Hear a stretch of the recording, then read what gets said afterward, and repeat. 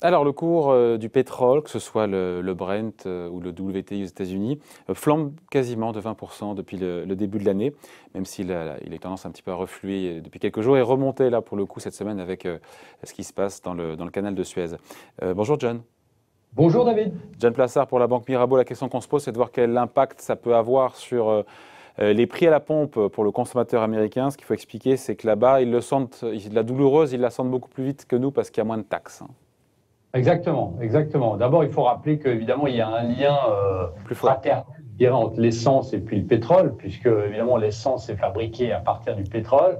Et la chose qui est intéressante, c'est que vous avez un décalage normalement d'environ 6 semaines entre l'augmentation du prix du baril et puis l'augmentation Des prix à la dans une pompe. station essence américaine, mais c'est aussi la même chose en Europe.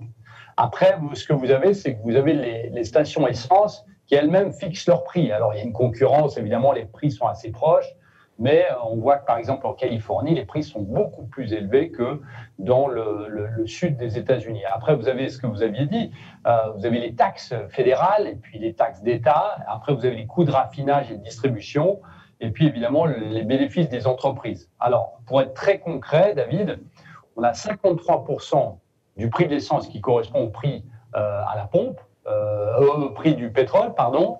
Puis après, vous avez la distribution et la commercialisation qui est 18%, taxe fédérale 17%, et coûts-bénéfices du raffinage 12%. Ouais, En France, 17%, John, 17% aux États-Unis en termes de taxes. Nous, en Europe, on doit être à. C'est le contraire, on doit être à 80 ou 70%, j'imagine, hein. c'est à 60. La France est à 60%, 60.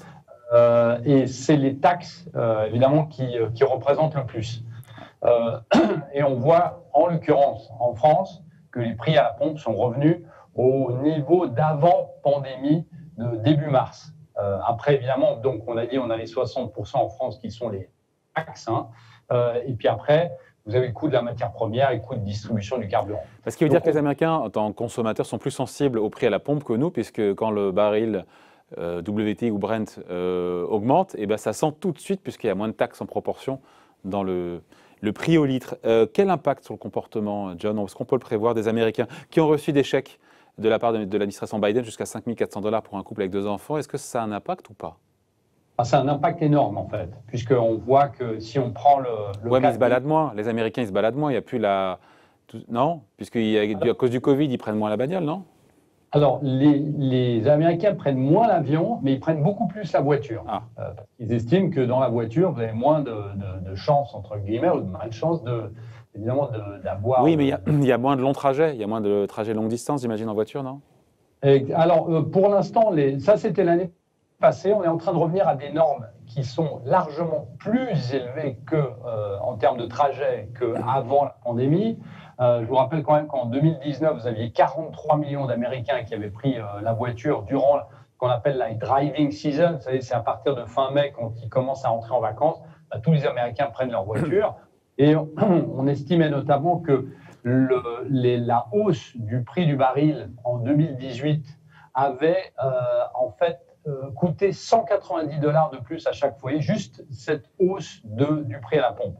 Donc ça, c'est très important. Et surtout, il faut rappeler que ces 190 $ sont basés sur des prix à la pompe qui sont beaucoup moins élevés qu'en Europe, hein. Ça peut enrayer ou pas cette mécanique? Ça peut tuer la consommation aux États-Unis? Ça peut clairement tuer la consommation. Pourquoi? Parce que les Américains, et vous avez beaucoup d'Américains, notamment la classe moyenne américaine, qui est considérée environ à 45 millions d'Américains, qui gagnent largement moins en salaire annuel de 20 000 $ par année.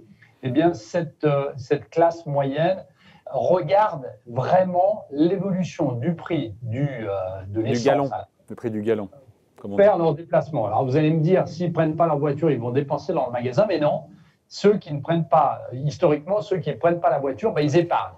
Par rapport à ce que vous disiez avant, cette question du chèque qu'ont reçu tous les Américains, ben, on sait, et on en avait parlé ensemble, David, que la majeure partie va aller dans l'épargne. Après, on va avoir une partie qui va aller aussi dans le remboursement de certaines dettes, et puis aussi une autre partie qui va aller directement en bourse. Donc, ce qui va directement pour la consommation est pas vraiment visible. Donc là, ce que vous allez voir, c'est que vous allez, si le prix à la pompe continue de monter, ben, vous allez voir moins de gens se déplacer notamment cet été, et la consommation va être impactée directement aux États-Unis. Ça remet en cause, John, la prévision de croissance de la Fed, qui a été updatée il y a quelques jours, enfin, je crois que c'était la semaine dernière, et qui nous dit 6,5% de mémoire, de croissance de rebond aux États-Unis.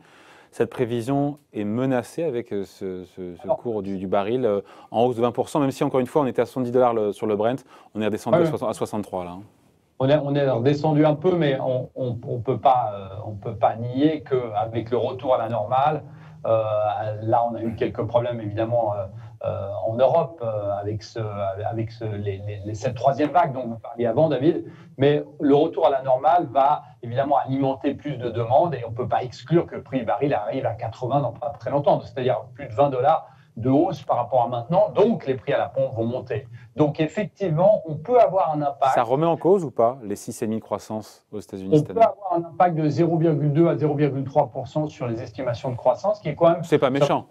Non, mais c'est quand même assez énorme parce que c'est conduit par la consommation. Mais il n'y a pas seulement ça, David, qui est important de noter. C'est pas seulement la croissance et l'inflation. Vous savez, évidemment, on en parle tout le temps ces derniers temps, en voyant notamment les rendements des bons du Trésor américain qui montent, ces anticipations d'inflation. Même si la Fed et même si la Banque centrale européenne disent que l'évolution du prix du baril est très discutable dans l'inflation, eh bien, comme on l'a dit avant, les consommateurs américains et européens vont le sentir directement si les prix de l'essence progressent. Et on peut dire ici que cette inflation qui peut être permanente et peut progresser si on a un prix du baril qui progresse, eh bien, va avoir un impact très fort sur les estimations d'inflation de la Banque centrale américaine. Et je vous rappelle quand même, David, que pour cette année, sur des effets de base, eh bien, la Banque centrale américaine parie sur un rebond à 2,4%. Donc on est mais il n'y a rien de dramatique. Attendez, John, 2,4%, ce n'est pas un emballement, ce n'est pas une flambée des prix non plus. Hein. D'autant, comme vous dites, avec les effets de base, il y a 2020 qui est atypique. Exactement, on était en zone négative l'année passée. Il ne faut pas oublier une chose, David, et on en a parlé assez souvent, c'est que le mandat de la Fed, c'est 2%. Bon, ils l'ont changé un petit peu pour dire, bon, si... Pendant un certain temps. Passe un petit peu au-dessus, voilà. Mais vous savez, on était...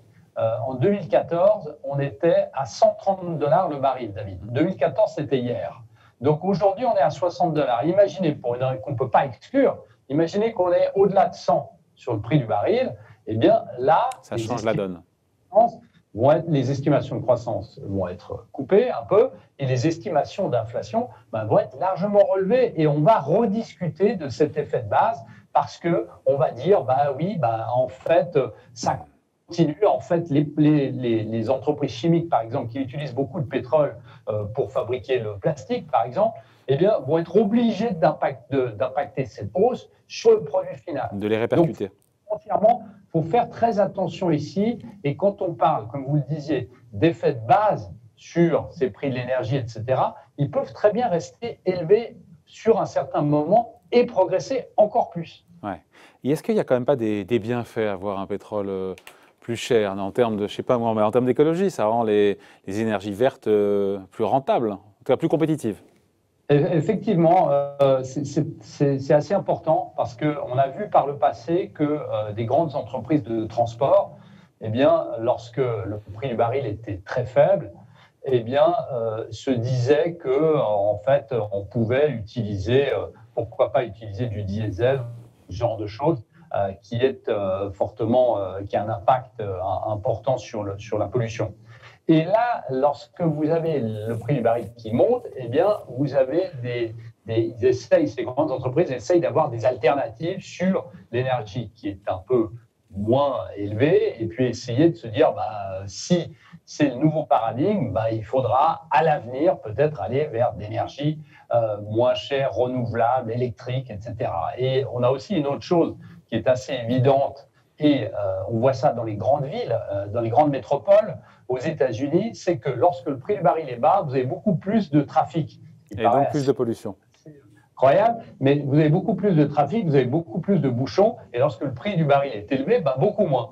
Et on voit que la relation est beaucoup plus directe aux États-Unis qu'elle ne l'est en Europe. Donc vous avez des effets secondaires, je dirais, qui sont extrêmement importants là-dessus. Donc il faut vraiment regarder l'évolution de ce prix du baril et puis de ce prix à la pompe parce qu'il a un impact immédiat sur le consommateur, comme on l'a vu, mais aussi sur des aspects écologiques et puis sur l'inflation et finalement sur les décisions de la Fed.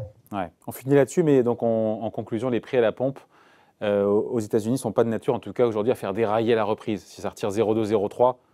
On n'en est pas là, mais comme je le disais avant, on est dans une situation déjà qui va obliger les Américains à regarder un peu plus à la dépense.